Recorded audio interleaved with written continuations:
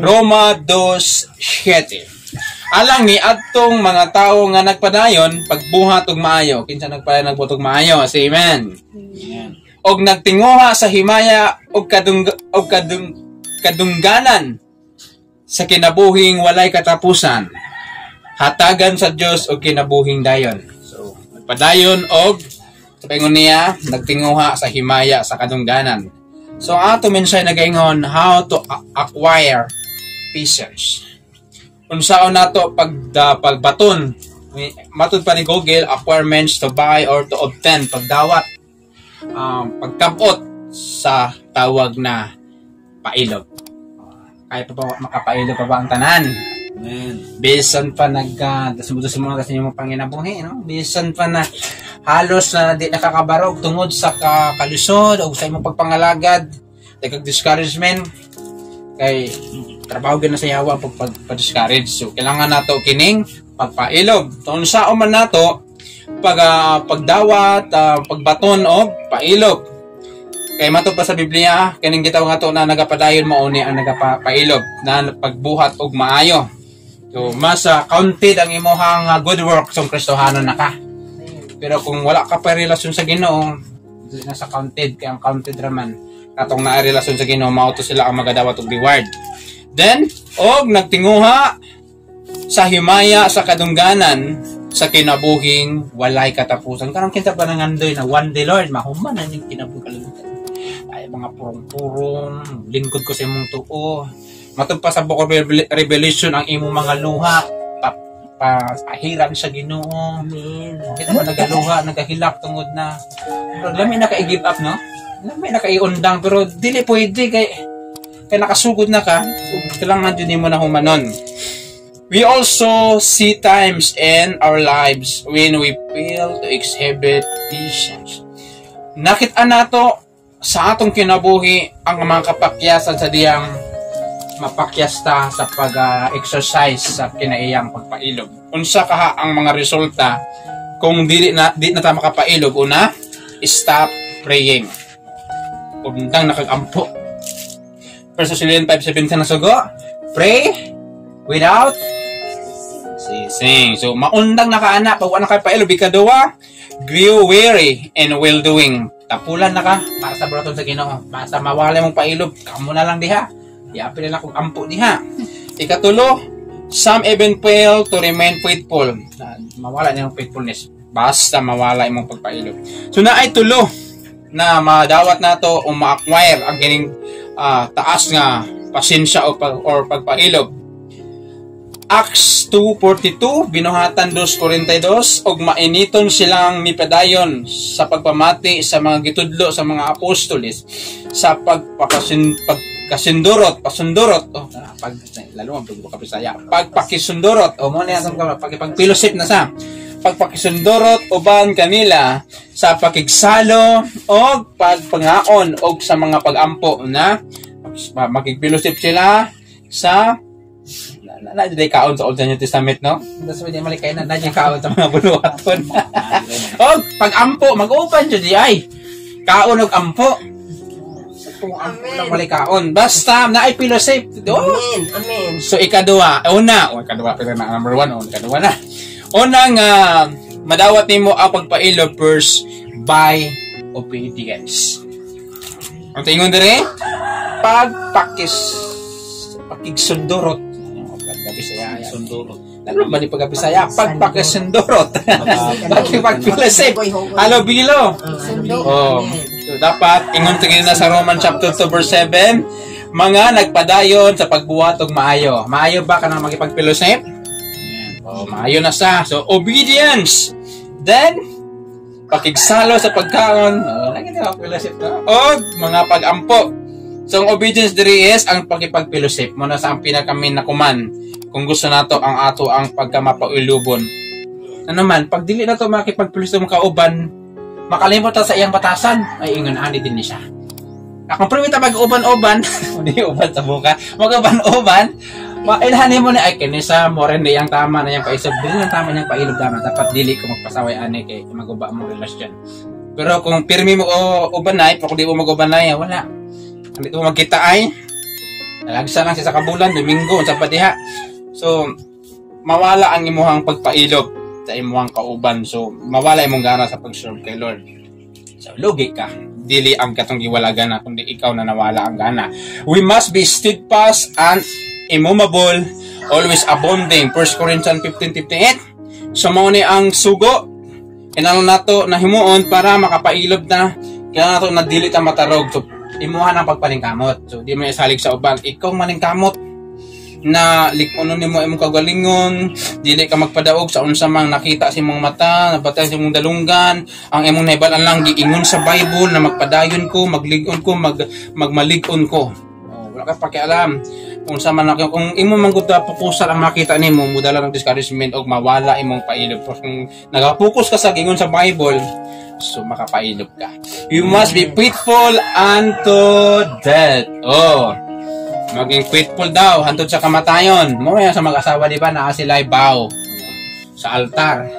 Ita ka Elisan dungagan ang takaidi ina nang pangani sa kalisod sa kaharuhay magubanay sila sa pag-serve kay Lord.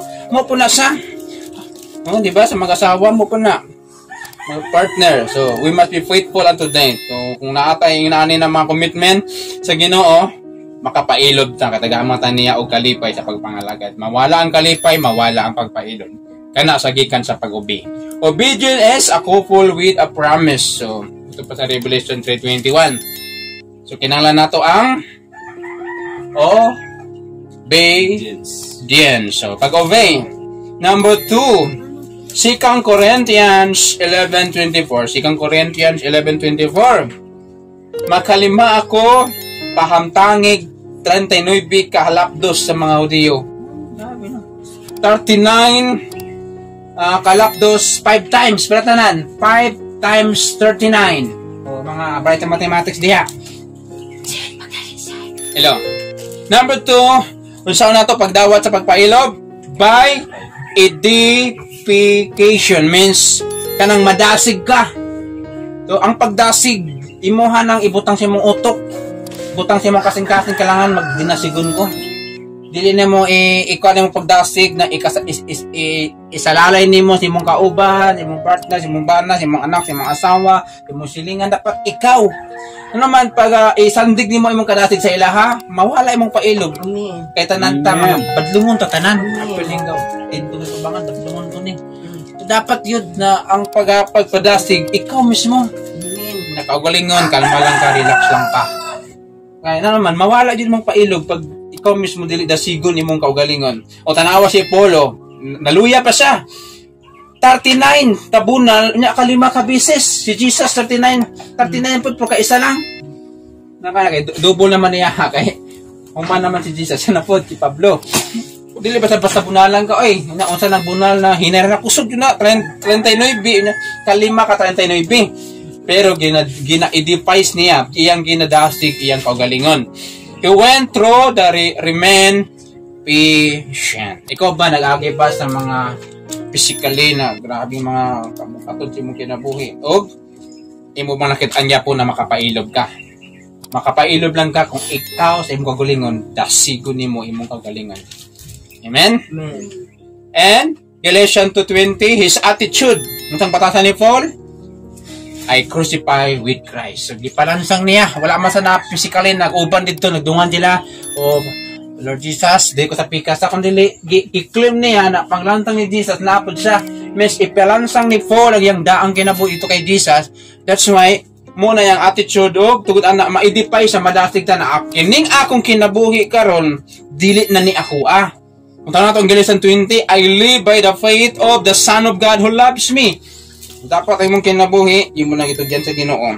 Para kining pagpapailog nimo sa tanang butang, imo na sang maangkon. Next, and his expectation, having been patient. Ang iyang pagka-expectar, nag-abot yun sa kinabuhi tungod kay ginadasig niya ang iya kaugalingon. Christ's example edifies us. We are to run with patience, looking to Jesus. So, kining mga tao na nakapailog, og nakadasig sila kaugalingon, ang ilahang mga mata na kay Jesus. Pareho sa nagdaro ka ba? Nya lingi-lingi ka. Ang imong pagdaro mga hiwi-hiwi yun na. So ang imong mais mo nahanap ko na imong pagpanggas, di ba? Pagpangalagad sa Ginoo. Pag sige kag lingi-lingi, ma-discourage ka, madasma ka. Yahay lang mo di ka mamumo. Pagpangalagad. Matanggalan ka kusog, di ba? Matanggalan mga ipon sa kusog. So dapat dili ka sige lingi-lingi. Focus lang ka sa Ginoo.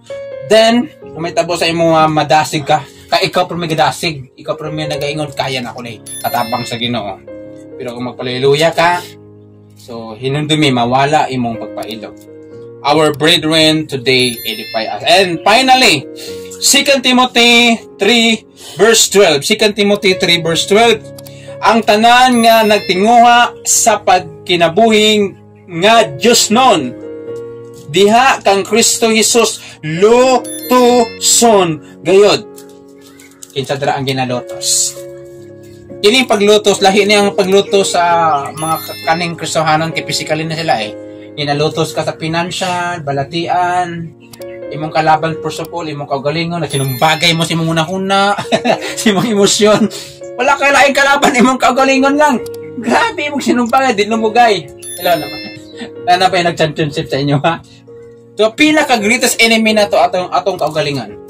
Atong karaang na pagkakita na sulod na to kasi naatay duha ka nature, new and old. Once na mawala imo ang focus sa Ginoo, imong old nature mo dako, pag sinumbagay mo sa imong old nature, mapildi ka.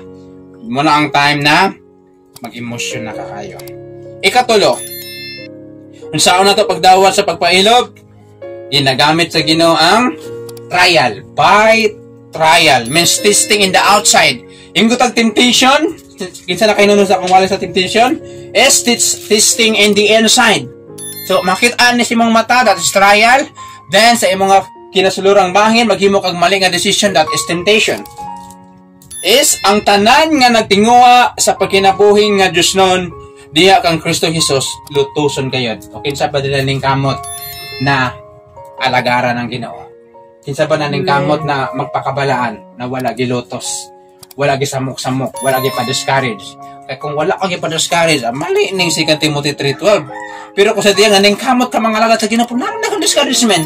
Eh mauna ingon sa Bible, lutuson gayod. Kung di ka lutuson na siniswerte ta. Wa ta gilutos. So wala na nagtinguha sa pagkinabuhing Diyos nun. Pero kung magkinabuhing Diyos nun, expect na kadaan lutuson ka. First of all, imong kalaban, imong kaugalingon. Amen. Kanang imong kaugalingon nadako pa sa imong pangunaw na isurrender sa Ginoo. It takes trial to make a Christian perfect or complete in Christ. James in chapter 1 verse 2 and 4. Manayong sa James 1, 2 and 4, ikalipay nimo kung makaagi kag managlalahi na mga pagsulay sa imong kinabuhi. Usbon nako, how to obtain patience. Number 1, by obedience. So, wala na yung kananay substitute sa tawag na to pag-obey sa Ginoo. Unsa ang sugo diri? Pag-fellowship. Pagpangalagad sa Ginoo.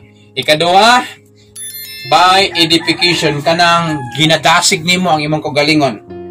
Bisan pa nakita nimo na grabe na kaluya ang palibot o situation, pero dili ka magpadaog.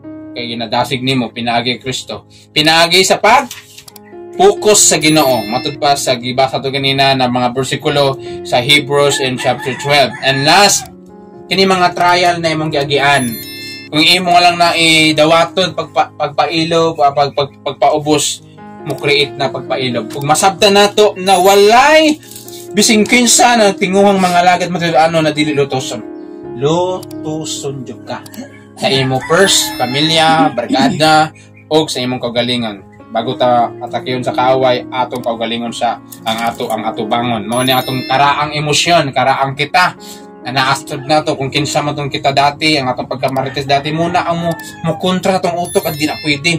Prayon mo utok, sige lang, padayon lang. Kinahan man taan na, di ba? Kaya kagyan na kanang nagsinumbagay mo una baga struggle dira. Di na kakahimo sa imong desisyon. So imo nimo, but the better way is mag-nail down ka